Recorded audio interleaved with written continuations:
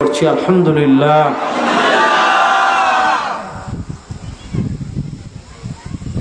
প্রতিকূল আবহাওয়া, আজকে সকালেও বৃষ্টি হয়েছে।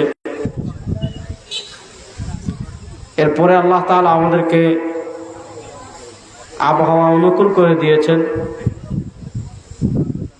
আল্লাহ তাআলা দ্বীনের কথা বলার এবং শোনার তৌফিক সুযোগ করে দিয়েছেন। এজন্য কিপটামি না করে মন প্রাণ খুলে উচ্চ আওয়াজে সবাই একবার পড়েন আলহামদুলিল্লাহ।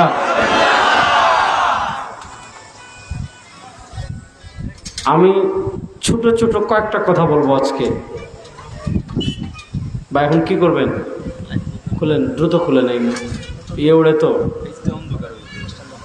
আরে ভাই, আমার না দেখলেও সমস্যা নেই, খুলেন। ওই পোকা উড়ে তো।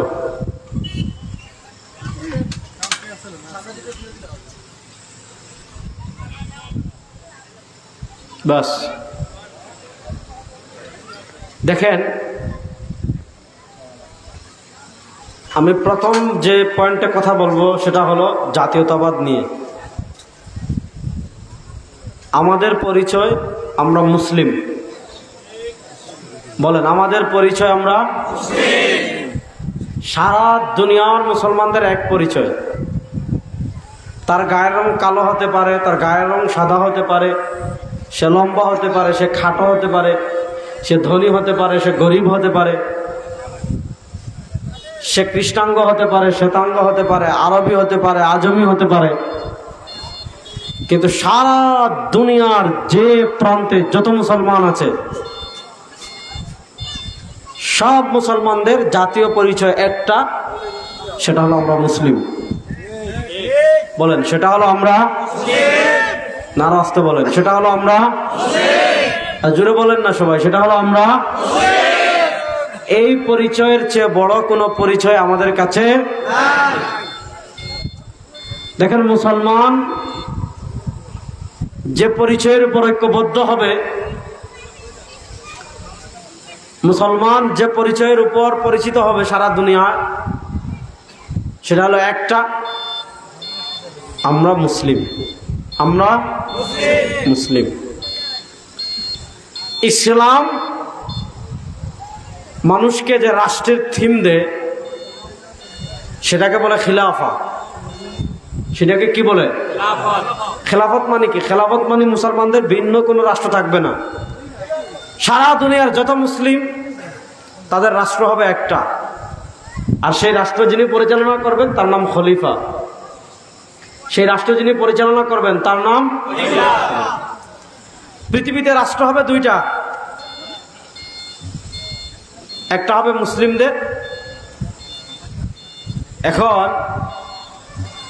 মুসলমানদের মানচিত্র হবে একটা, যেমন হযরত ওমর ইবনুল খাত্তাব রাদিয়াল্লাহু তাআলার যুগে দেখেন, আবু বকর সিদ্দিক রাদিয়াল্লাহু তাআলার যুগে দেখেন, ওমর ইবনুল খাত্তাব রাদিয়াল্লাহু তাআলা দেখেন, উসমান রাদিয়াল্লাহু তাআলার যুগে দেখেন, আলী রাদিয়াল্লাহু তাআলার যুগে দেখেন, হযরত আমির মুআবিয়া রাদিয়াল্লাহু তাআলার যুগে দেখেন। মুসলমানদের রাষ্ট্র একটা ছিল, পুরা অর্ধ পৃথিবী মুসলমানদের রাষ্ট্র ছিল একটা। ওইটাকে যিনি পরিচালনা করতেন তাকে বলা হয় খলিফা, তাকে বলা হয় আমিরুল মুমিনিন, তাকে বলা হয় খলিফাতুল মুসলিমিন। এরপরে মুসলমানদের মধ্যে এই যে একটা শক্তি, এক খলিফার অধীনে পুরা মুসলিম কান্ট্রিগুলো থাকবে। হ্যাঁ, বিভিন্ন জায়গায় গভর্নর হবে, যেমন রাসূলুল্লাহ সাল্লাল্লাহু আলাইহি সাল্লামের পরে আবু বকর সিদ্দিক রাদিয়াল্লাহু তাআলার যুগে, আল্লাহ নবী সাল্লাল্লাহু আলাইহি সাল্লামের যুগেও আল্লাহ নবী সাল্লাল্লাহু আলাইহি সাল্লাম তার দায়িত্ব দিয়ে একজনকে ইয়ামান পাঠিয়েছেন, একজনকে মক্কায় পাঠিয়েছেন। অর্থাৎ মদিনায় আসার পর মক্কায় একজনকে দায়িত্ব দিয়েছেন, ইয়ামানে একজনকে দায়িত্ব দিয়েছেন। খলিফার গভর্নর থাকতে পারে, কিন্তু কেন্দ্রীয় শক্তি হবেন একজন, এটাকে বলে খলিফা। এই শতাব্দীতে মুসলমানদের ভিতর 1400 বছর ইসলামের একটা সিস্টেমের মধ্য দিয়ে ইসলাম গিয়েছে, আর এই 1400 বছর পরে সিস্টেম থেকে একটু ভিন্ন হয়েছে গত 100 বছরে। পৃথিবীতে মুসলমানদের 1400 বছর একটা চেইন অফ কমান্ড ছিল, যেটাকে বলা হয় খেলাফত। এজন্য পৃথিবীর কোনো প্রান্তে কোনো মুসলমান মজলুম হলে, পৃথিবীর কোনো প্রান্তে কোনো মুসলমান অত্যাচারিত হলে, পৃথিবীর কোনো প্রান্তে কোনো মুসলিম একটা ছোট্ট ভূখণ্ড বাদ দেন, মুসলমানদের একটা ছোট্ট গ্রামে, মুসলমানদের একটা ছোট্ট শহরে মুসলমানদের একটা ছোট্ট এলাকায় কেউ যদি হামলা করত, পুরো মুসলিম রাষ্ট্রের দায়িত্ব ছিল ওই গ্রামকে হেফাজত করা, ওই গ্রামবাসীর পক্ষে দাঁড়ানো। এই জন্য পুরো মুসলিম এক দেহের মতো ছিল। একটা মুসলমানের গায়ে আঘাত করার মতো সাহস কেউ করার আগে চিন্তা করতো যে ওই এক মুসলমানের গায়ে যদি আঘাত করি, ওই এক মুসলমানকে যদি আমরা হামলা করি, তার পক্ষে সারা দুনিয়ার সব মুসলমান দাঁড়িয়ে যাবে, তার পক্ষে ইসলামী খেলাফা দাঁড়িয়ে যাবে, তার পক্ষে খলিফা দাঁড়িয়ে যাবেন। পুরা বিশাল যে মুসলিম বাহিনী রয়েছে সেই বিশাল মুসলিম বাহিনী তার পক্ষে দাঁড়িয়ে যাবে। এজন্য মুসলমানদের একটা গ্রামেও কেউ হামলা করতে চিন্তা করত। আর আজকে দেখেন বাংলাদেশে আছে 14 কোটি মুসলমান। আপনার পাশে আরাকানকে শেষ করে দেওয়া হয়েছে। আরাকানে আগুন জ্বলে টেকনাফ থেকে দেখা যায়। আরাকানে আগুন জ্বলে উঠে শাহপরীর দ্বীপ থেকে দেখা যায়। একদিকে রাখাইনকে শেষ করে দেওয়া হচ্ছে, একদিকে টেকনাফকে শেষ করে দেওয়া হচ্ছে, এই আপনার আরাকানকে শেষ করে দেওয়া হচ্ছে। 14 কোটি মুসলমান কিছু করতে পারছে না। কাশ্মীরকে শেষ করে দেওয়া হচ্ছে, পৃথিবীর মুসলমান কিছু করতে পারছে না। ফিলিস্তিনকে শেষ করে দেওয়া হচ্ছে, পৃথিবীর মুসলিম কিছু করতে পারছে না। গাজাকে শেষ করে দেওয়া হয়েছে, পৃথিবীর মুসলমান কিছু করতে পারে নাই। রাফাকে শেষ করে দেওয়া হয়েছে, পৃথিবীর মুসলমান কিছু করতে পারে নাই। লেবাননকে শেষ করা হচ্ছে, বসনিয়া হার্জেগোভিনাকে শেষ করা হচ্ছে, লিবিয়াকে শেষ করা হয়েছে, সিরিয়াকে শেষ করে দেওয়ার ষড়যন্ত্র করেছিল। পৃথিবীর কোন মুসলমান কিছুই করতে পারে নাই। অথচ আমরা সেই জাতি। ভারতের সমুদ্রের মধ্য থেকে এক নারী বলেছিল, আইনা হাজ্জাজ, ইয়া হাজ্জাজ ইবনে ইউসুফ আইনা আনতা। ভারত সাগরের ঠিক মধ্যবর্তী জায়গায় কাফেলা যখন লুণ্ঠন হয়েছিল, সেই কাফেলা থেকে একজন মজলুম নারী ডাক দিয়েছিল, ও ইরাকের হাজ্জাজ ইবনে ইউসুফ, তুমি কোথায়? হাজ্জাজ ইবনে ইউসুফ তিনি জালেম ছিলেন, অনেক সাহাবীকে তিনি হত্যা করেছেন। এক হাজ্জাজ ইবনে ইউসুফ এক মহিলার ডাকে তিনি ছুটে এসেছিলেন। হিন্দুস্তানে প্রথম কালেমার পতাকা উড়িয়েছিলেন। ভারতে তিনি তার জামাতা মোহাম্মদ ইবনে কাসিমকে পাঠিয়েছিলেন। ভারতে প্রথম ইসলাম আসলো। আর আজকে গাজায় লক্ষ লক্ষ নারী সারা দুনিয়ার সবাইকে ডাকছে। আজকে ফিলিস্তিনে লক্ষ লক্ষ শিশু সারা দুনিয়ার সব মুসলমানদেরকে ডাকছে। কিন্তু আপনি দেখেন, কেউ মানে আলসেমিতে ডুবে যাচ্ছে, কেউ ভোগ বিলাসিতায় ডুবে যাচ্ছে,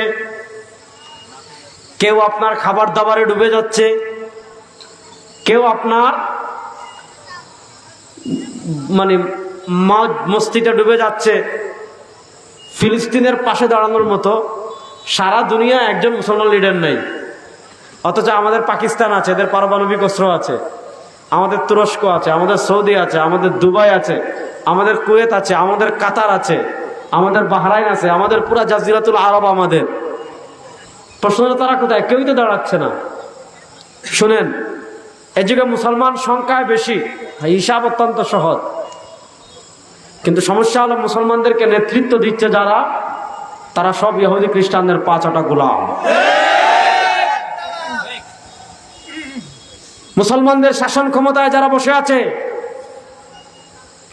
আপনি মিশরের কথা বলেন, বাহরাইনের কথা বলেন, সৌদি আরবের কথা বলেন, দুবাইয়ের কথা বলেন, কাতারের কথা বলেন, ওমানের কথা বলেন, ইরাকের কথা বলেন, ইরানের কথা বলেন, এত এত মুসলিম রাষ্ট্রের মধ্যে ফিলিস্তিনকে কেন শেষ করে দিচ্ছে? কেন কেউ ফিলিস্তিনের পক্ষে কথা বলছে না? কেন কেউ গাজার পক্ষে কথা বলছে না? কেন কেউ বায়তুল মাকদিসের পক্ষে কথা বলছে না? কেন কেউ জেরুসালেমের পক্ষে কথা বলছে না? হিসাব একটাই, ওদের রাষ্ট্র ক্ষমতায় যারা বসে আছে সব ইহুদি খ্রিস্টানের পাঁচটা গোলাম। সব ইহুদি খ্রিস্টানের পাঁচটা গোলাম। জোরে বলে না, সব ইহুদি খ্রিস্টানের পাঁচটা গোলাম। সমস্যা তো এই জায়গায়। এজন্য মুসলমানদের জন্য 1 নম্বর জরুরি কর্তব্য কি? নেতৃত্বে পরিবর্তন আনতে হবে। কি করতে হবে? মাওলানা আসতে বলেন, কি করতে হবে? আমি কিন্তু এদিকে কখনো আসি নাই, আমার যতটুকু মনে পড়ে। এজন্য একটু আমার কথা হয়তো আপনাদের কষ্ট হচ্ছে বুঝতে মনে হয় না। তাহলে মুসলমানদের 1 নম্বর করণীয়, নেতৃত্বে কি করতে হবে? এখন নেতৃত্বে পরিবর্তন আনতে হলে কি করা লাগে এটা ভালো করে শুনেন। আমি বলছিলাম 1400 বছর মুসলমানদের একটা কেন্দ্রীয় শক্তি ছিল যেটার নাম খিলাফত। 1400 বছর মুসলমানদের একটা কেন্দ্রীয় শক্তি ছিল যেটার নাম।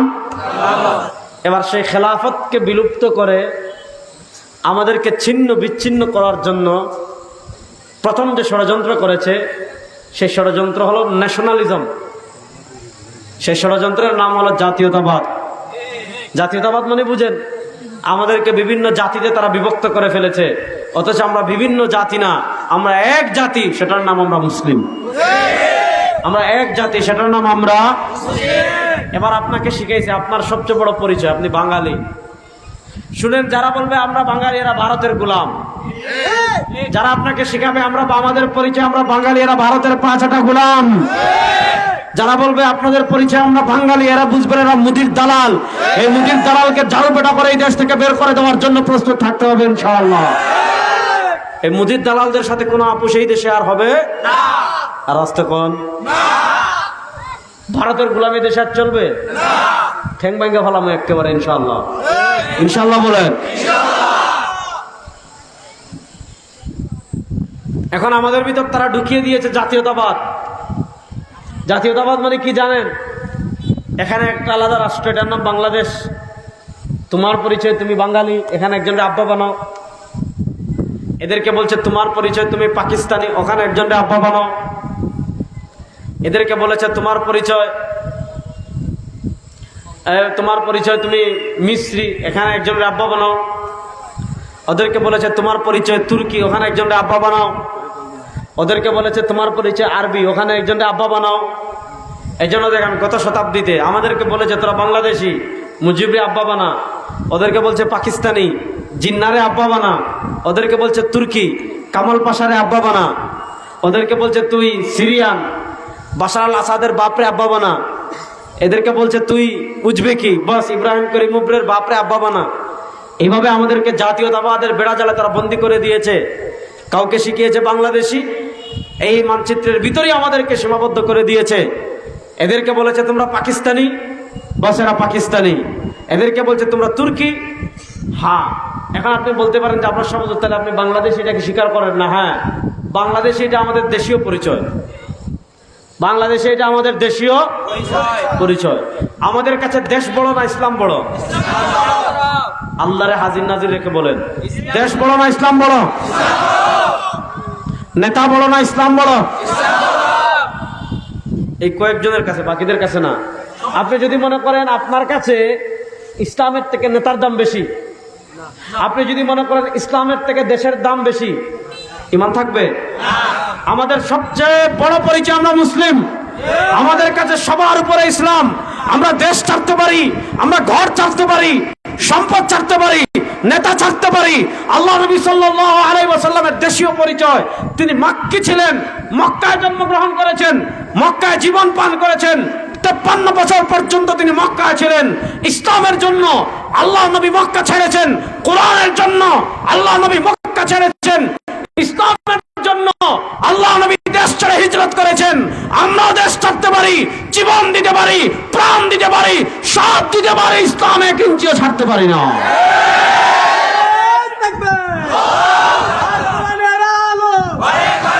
এই সমস্যা তো এই জায়গায় দাঁড়ান না, কেয়ার ঘরের বাইরে আবার ডাইরেক্ট সংসদে জানবো। সমস্যা কি জানেন? এই সারা ইনশাআল্লাহকে বুঝা কোন কি কই বুঝেন। এই যে আমাদেরকে তারা আমাদের মাথায় এটা বসাই দিছে, খুব ভালো করে বুঝেন। আসেননি আমার লোকে সবাই?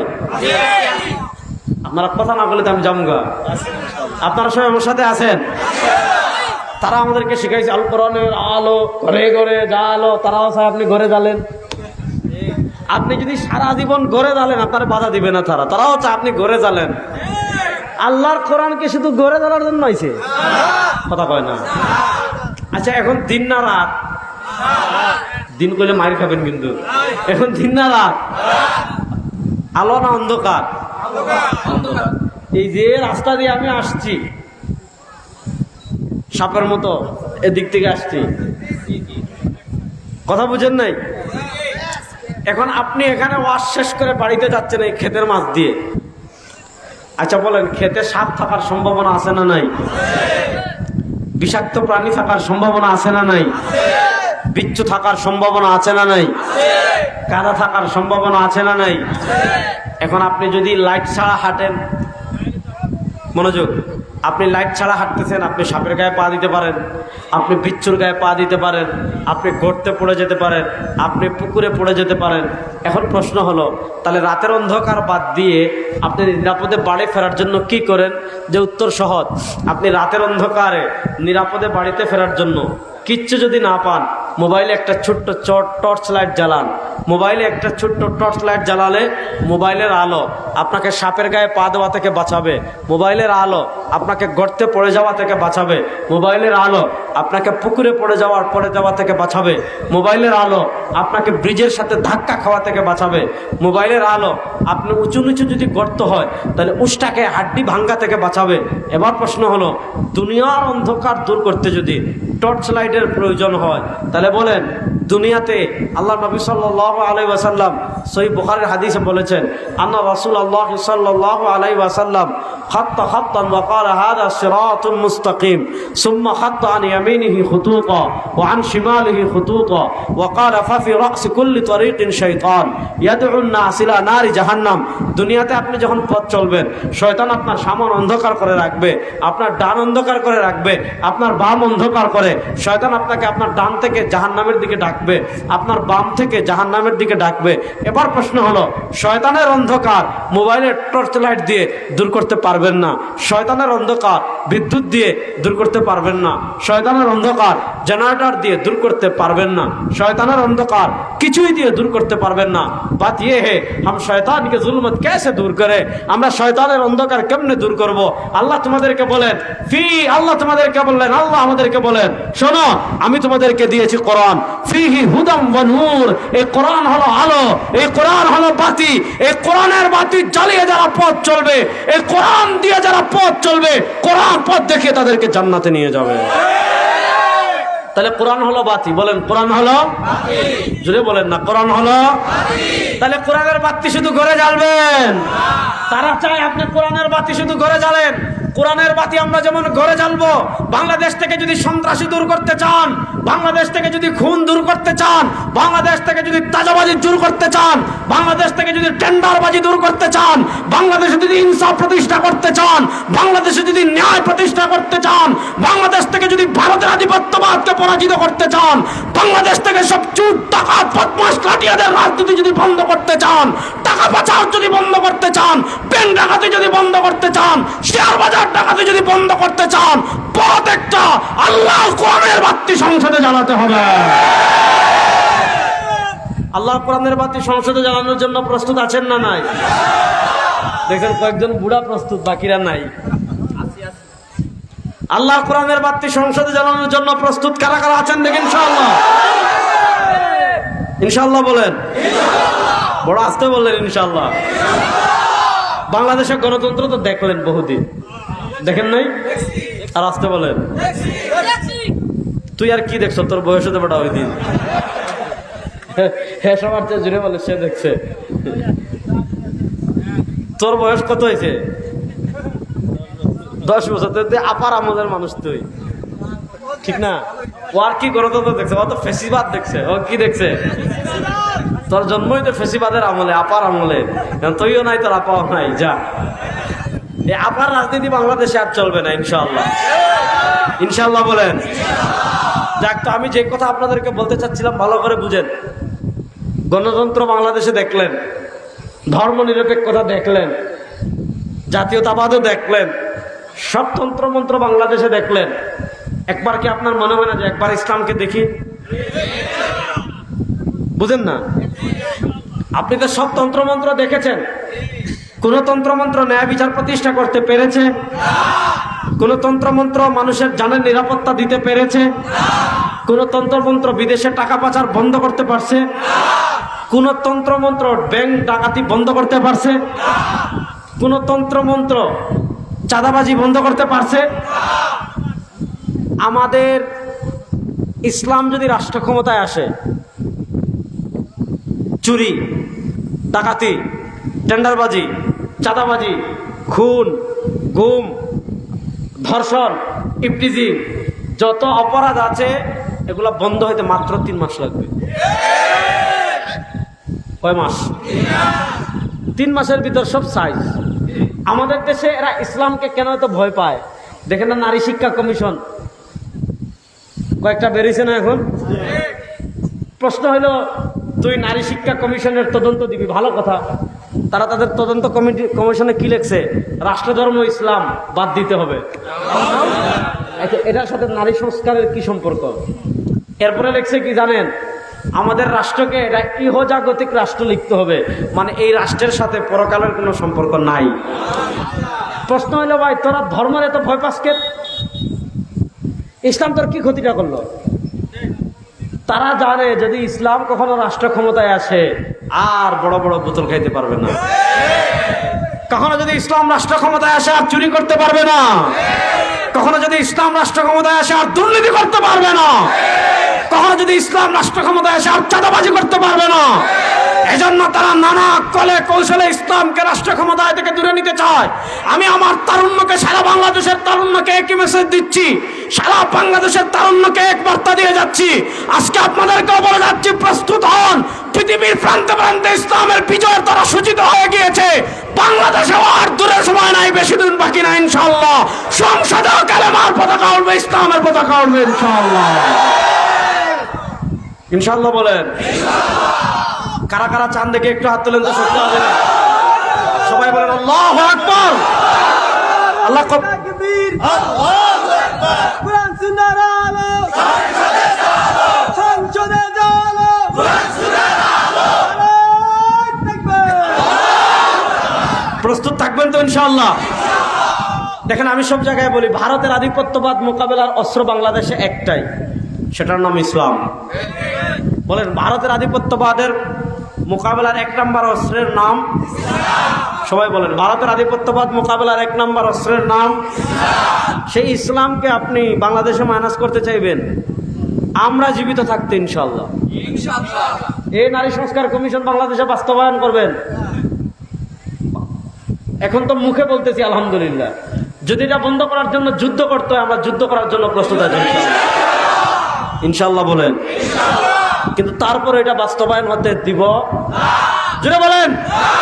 তারপরে এই সমস্ত নারী সংস্কার বাংলাদেশে বাস্তবায়ন হতে দেব লেখছে কি জানেন? বেশ্যাদেরকে শ্রমিক মর্যাদা দিতে হবে, পতিতাদের।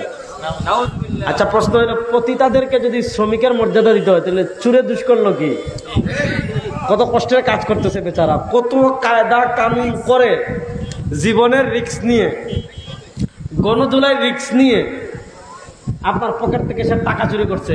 প্রশ্ন, আপনি যদি বেশ্যাদেরকে অধিকার দিতে চান, চুরে দুষ্কর্ম কি? এগুলা মূলত হলে এগুলা কি জানেন? কারণ তারা তো রাষ্ট্রের হাজার হাজার কোটি টাকা চুরি করে। এই চুরদেরকে আর বাংলাদেশের রাষ্ট্র ক্ষমতায় আমরা দেব না ইনশাআল্লাহ। এবার ডাইরেক্ট পথ একটাই, মত একটাই, সেটার নাম বলেন না। এবার পথ একটাই, মত একটাই, সেটার নাম বলেন। এবার পথ একটাই, মত একটাই, সেটার নাম জুড়ে বলেন। পথ একটাই, মত একটাই, সেটার নাম পথ একটাই, মত একটাই, সেটার নাম ইনশাআল্লাহ বলেন। দেখেন, আমি আপনাদেরকে একটা হিসাব মিলাই, খুব সহজ হিসাব। পৃথিবী 100 বছর পর পর একটা পরিবর্তন হয়, হয় না? এই 100 বছর কি হবে জানেন? গত 100 বছর আমরা মায়ের খাইছি, আর 100 বছর মারবো ইনশাআল্লাহ। গত 100 বছর মায়ের খাইছি, 100 বছর মার দিব বলেন। গত যুবকরা, পিচ্ছিরা, রেডি আছেন তো ইনশাআল্লাহ? গত 100 বছর মায়ের খাইছি, 100 বছর মার জোরে বলে না। গত 100 বছর মার খাইছি, 100 বছর মার।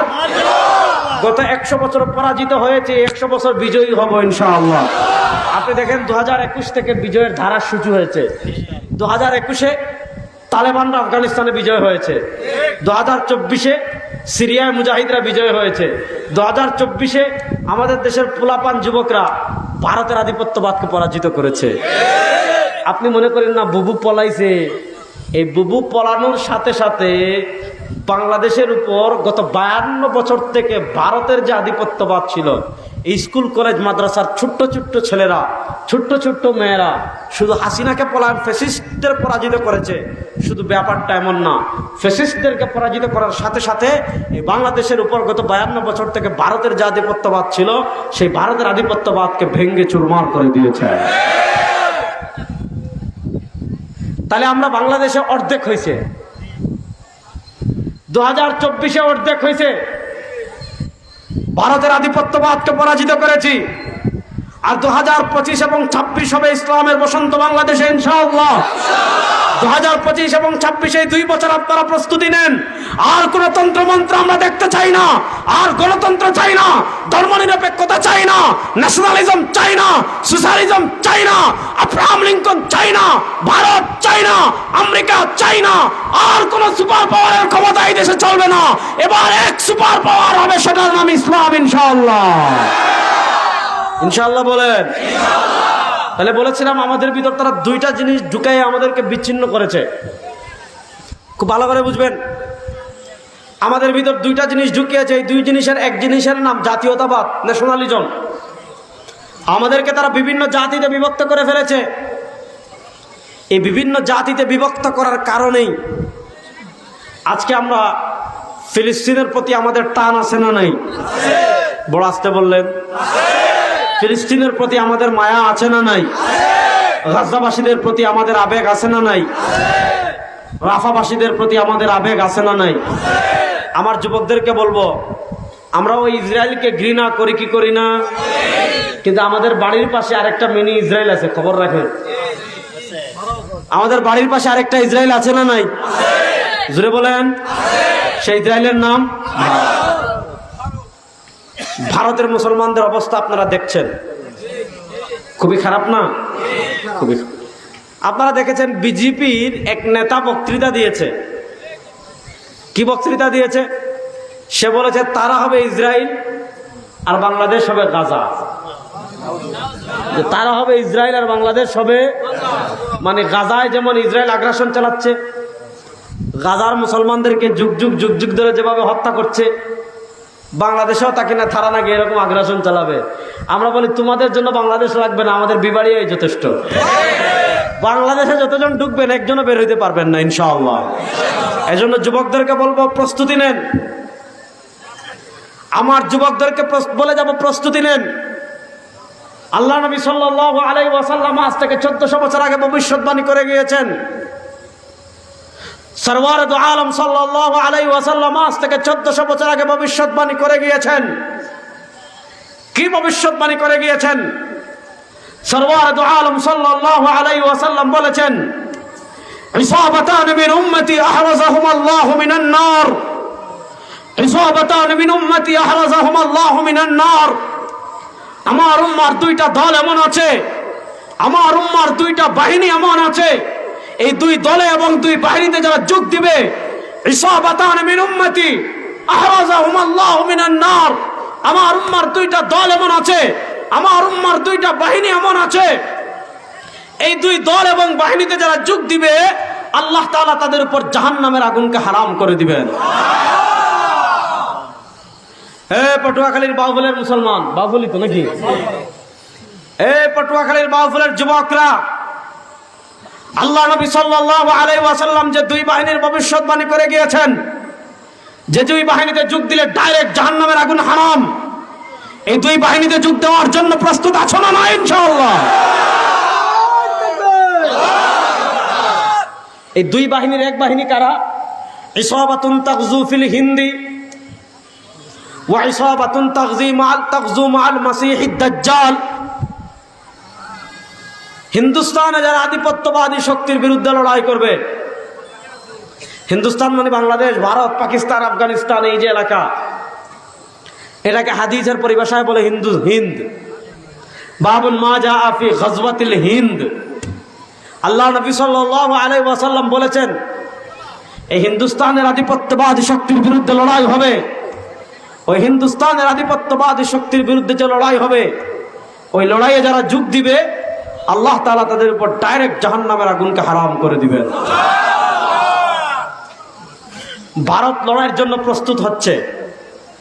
কেমনে প্রস্তুত হচ্ছে? আসামের মুসলমানদেরকে বের করে দেওয়ার ষড়যন্ত্র করছে। আসামের মুসলমানেরা নাকি ভারতের নাগরিক না। আমরা বলি আসামের মুসলমান ভারতের নাগরিক। এই ভারতের সব মুসলমান ভারতের প্রকৃত মালিক। তোমরা হলে এই দেশের ভাড়াটিয়া। কারণ ভারতের রাষ্ট্র ক্ষমতায় মুসলমানরা ছিল 700 বছর। ভারতের রাষ্ট্র ক্ষমতায় মুসলমানরা ছিল কয়শো বছর? আর তোমরা রাষ্ট্র ক্ষমতায় 80 বছর হয় নাই। ভারতের রাষ্ট্র ক্ষমতায় হিন্দুরা এসেছে 1947 সালে। মনোযোগ, ভারতের রাষ্ট্র ক্ষমতায় হিন্দুরা এসেছে 1947 সালে। আজকে 2025, এখনো প্রায় 80 বছর হয় নাই, এখনো মাত্র 75-76 বছর হয়েছে। এই 75-76 বছরে তারা দেখেন 700 বছর মুসলমানরা রাষ্ট্র ক্ষমতায় ছিল। যদি প্রত্যেক দিন একজন হিন্দুরে অস্ত্র দেখিয়ে জোর করে কালেমা পড়ে মুসলমান বানাইতো, ভারতে হিন্দু থাকতো? একটা করে মন্দির এক বছরে যদি ভাঙতো, ভারতে মন্দির থাকতো না। মুসলমান কোনো মন্দিরে কখনো আক্রমণ করেনি, শুধু সোমনাথ মন্দিরে আক্রমণ করেছিল। কেন? সোমনাথ মন্দির এজন্য আক্রমণ করেছিল, সেখান থেকে তারা রাষ্ট্রবিরোধী ষড়যন্ত্র করত এবং তাদের আকীদা ছিল, তাদের আকীদা বিশ্বাসকে ভেঙে দেওয়ার জন্য তারা মনে করেছিল সোমনাথ মন্দিরে কেউ অভিযান পরিচালনা করলে দেবতা আসমান থেকে নেমে সে বাহিনীকে ধ্বংস করে দিবেন। সুলতান মাহমুদ গজনবী রাহিমাহুল্লাহ সোমনাথে অভিযান পরিচালনা করেছিলেন। কেন? তারা তাদের সব সম্পত্তি সেখানে লুকিয়ে রেখেছিল, সেখান থেকে রাষ্ট্রের বিরুদ্ধে নানা ষড়যন্ত্র করত। কিন্তু তারা রাষ্ট্র ক্ষমতায় আসার মাত্র 80 বছর হয়েছে। এই 80 বছরে কত মসজিদ তারা ধ্বংস করেছে। বাবরি মসজিদকে তারা ধ্বংস করেছে, আরো অসংখ্য অগণিত মসজিদকে তারা ধ্বংস করেছে। গত 3 সপ্তাহ আগে ওয়াকফ আইন তারা সংশোধন করে 1 সপ্তাহে 160-70টা মাদ্রাসা মসজিদ ভঙ্গ করে বন্ধ করে বুলডোজার দিয়ে সেটা মাটির সাথে তারা মিশিয়ে দিচ্ছে। আপনারা দেখেছেন কাশ্মীরে তারা পরিকল্পিত বোমা হামলা করে, সন্ত্রাসী হামলা করে। কাশ্মীরের পেহেলগাম অত্যন্ত সুন্দর একটা পর্যটন এলাকা, সেই পেহেলগামে তারাই পর্যটকদের উপর গুলি করে হত্যা করে সেই দায়ভার মুসলমানদের উপর চাপাচ্ছে। আপনারা দেখেছেন গুজরাটে তারা 2000 মুসলমানদেরকে গ্রেফতার করেছে। কেন? এরা নাকি বাংলাদেশ থেকে গিয়ে এখন অবস্থান করে। বাংলাদেশের মানুষের মাথা খারাপ, এখান থেকে 2000 কিলোমিটার দূরে গুজরাটে গিয়ে বাড়ি করবে না? এজন্য যুবকরা দেখেন আমাদের চারপাশ উত্তপ্ত হয়ে যাচ্ছে। আজকে কাশ্মীরের মুসলমান ভালো নেই, আজকে দিল্লির মুসলমান ভালো নেই, আজকে ভারতের মুসলমান, পাঞ্জাবের মুসলমান ভালো নেই, আরাকানের মুসলমান ভালো নেই। আমাদেরকে চোখ রাঙানি দিচ্ছে, আমাদের দেশকে গাজা বানানোর ষড়যন্ত্র করছে, আমাদের দেশকে গাজা বানানোর পরিকল্পনা তারা করছে। প্রস্তুতি নেন। 1400 বছর আগে আল্লাহ নবী সাল্লাল্লাহু আলাইহি ওয়াসাল্লাম যে ভবিষ্যৎবাণী করে গিয়েছেন, সেই ভবিষ্যৎবাণী বাস্তবায়নের সময় চলে আসছে। ইনশাআল্লাহ তারা যত আগ্রাসন চালাক না কেন, সময় আর বেশি দিন বাকি নয়। দিল্লির লাল কেল্লায় আবার কালেমার পতাকা উড়বে ইনশাআল্লাহ।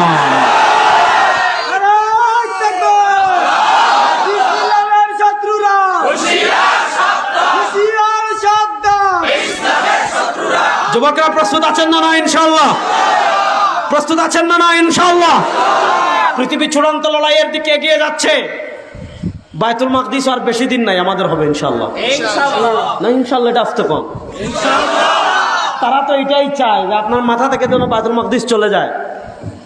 তারা তো এইটাই চায় আপনি যেন বাইতুল মাকদিসের কথা ভুলে যান। তারা তো এইটাই চায় আপনি যেন গাজার কথা ভুলে যান। বাইতুল মাকদিস আমাদের, গাজা আমাদের, রাফা আমাদের, কুদস আমাদের, জেরুজালেম আমাদের, আসকালান আমাদের, বাবেলুদ আমাদের, ইরাক আমাদের, পুরা ইসরায়েলের প্রত্যেকটা ইঞ্চি মাটি আমাদের। প্রস্তুতি নেন, ইহুদিদেরকে কুত্তার মতো পিটাবো ইনশাআল্লাহ। ইনশাআল্লাহ বলেন। এই প্রজন্মের মাথায় এটা ঢুকাবেন, আপনার বাচ্চার মাথায় এটা ঢুকাবেন যে বাপ আমি তো পারতেছি না, তুই যদি কখনো পারিস ইসরায়েলের কুত্তার মতো পিটাইস। ঠিক না বেঠিক? তাহলে সে যদি নাও পারে, তার বাচ্চাকে সে বলবে বাপ আমি তো পারি নাই। হে যেমন কইছে যে গণতন্ত্র দেখেছি, অন্তত তার মাথায় তারে জিজ্ঞাসা বাংলাদেশের জাতির পিতাকে, সে বলবো শেখ মুজিব। আমাদের জাতির পিতা কে? হযরতে বলেন, আমাদের জাতির পিতা কে? এর বাইরে যারা সব গুলার টিম, এর বাইরে সব জাতির পিতা। বলেন না জাতির পিতা, এর বাইরে সব। জুড়ে বলেন না জাতির পিতা। আরে জুড়ে বলেন না জাতির পিতা, এর বাইরে সব। বলেন জাতির পিতা। ছোটরা বলো, পিচ্চিরা বলো, পিচ্চিরা বলো, তোমাদের পড়া আসছে এবার। জুড়ে বলো জাতির পিতা, বাকি সব। মাথা বসাইবেন তো এটা। আমাদের মধ্যে এই যে তারা বিভক্তি তৈরি করেছে, একটার নাম হলো ন্যাশনালিজম। আমাদেরকে বিভিন্ন জাতিতে তারা বিভক্ত করেছে। ইনশাআল্লাহ পুরা মুসলিম উম্মাহ আবার ঐক্যবদ্ধ হবে। আর আমরা যদি ঐক্যবদ্ধ, ইসলামের দুশমনরা চায় যে মুসলমানরা যেন কখনো ঐক্যবদ্ধ না হয়, কারণ মুসলমানরা ঐক্যবদ্ধ হলে, হুজুর আপনার আলোচনার সময় 5 মিনিট বাকি আছে, ও 5 মিনিট বহু সময়, সবর করেন। কি বলেন? ওয়াজ শুরুই করলাম না আমি, এখন 5 মিনিট আছে। এখন ওয়াজ তো আরম্ভই করলাম না, আমরা তো ভূমিকায় আছি। দাঁড়ান দাঁড়ান দাঁড়ান, একটু সবর বলতেছি। দাঁড়ান দাঁড়ান দাঁড়ান। যেটা বলতে চাচ্ছি, আমাদের মাথায় তারা একটা ঢুকিয়েছে একটা জিনিস, যেটার নাম হলো ন্যাশনালিজম। আমাদেরকে বিভিন্ন জাতিতে তারা বিভক্ত করে দিয়েছে। বাংলাদেশে আমরা এক উম্মাহ হয়ে থাকতে চাই, ইনশাআল্লাহ বলেন। আমাদের ভিতর দ্বন্দ্ব থাকবে, ইখতিলাফ থাকবে, কিন্তু কোরআন সংসদে প্রতিষ্ঠা হোক, এটা নিয়ে আমাদের ভিতর কোনো দ্বন্দ্ব আছে? কেউ যদি বলে না কোরআন সংসদে প্রতিষ্ঠা হোক, এটা আমি চাই না, মুসলমান না কাফের? আর আমাদের মাথায় আরেকটা জিনিস ঢুকাইছে, এটার নাম হলো সেকুলারিজম। এটার নাম কি? বলে এটার নাম কি? সেকুলারিজম মানে ধর্ম নিরপেক্ষতা। বলে সেকুলারিজম মানে কি? ধর্ম নিরপেক্ষতা মানে কি জানেন? এই যেটা আগে বলছেন কি, না ধর্ম নাই না। সেকুলারিজম মানে সংসদে ধর্ম লাগবে না। সেকুলারিজম মানে অর্থনীতিতে ধর্ম লাগবে না। সেকুলারিজম মানে বিচার ব্যবস্থায় ধর্ম লাগবে না। সেকুলারিজম মানে হাইকোর্ট সুপ্রিম কোর্টে ধর্ম লাগবে না। সেকুলারিজম মানে সিটি কর্পোরেশনে ধর্ম লাগবে না। সেকুলারিজম মানে ইউনিয়ন পরিষদে ধর্ম লাগবে না। তাহলে ধর্ম কি? তারা বলে ধর্ম থাকবে ঘরে, বেশির চেয়ে বেশি ধর্ম থাকবে মসজিদে। মসজিদে যেমন হিন্দুরা বলে মন্দিরের বাহিরে ধর্ম বের হবে না। বাস তুমি ধর্ম শুধু মন্দিরে রাখো। তুমি কেমনে হাঁটবা, কেমনে খাবা, কেমনে ঘুমাইবা, কেমনে ব্যবসা করবা, কেমনে রাজনীতি করবা, কেমনে সংসদ চালাইবা, কেমনে বিচার করবা, কেমনে রাষ্ট্র চালাইবা, কেমনে আইন লিখবা, কেমনে সংবিধান লিখবা, এগুলোতে ধর্ম লাগবে না।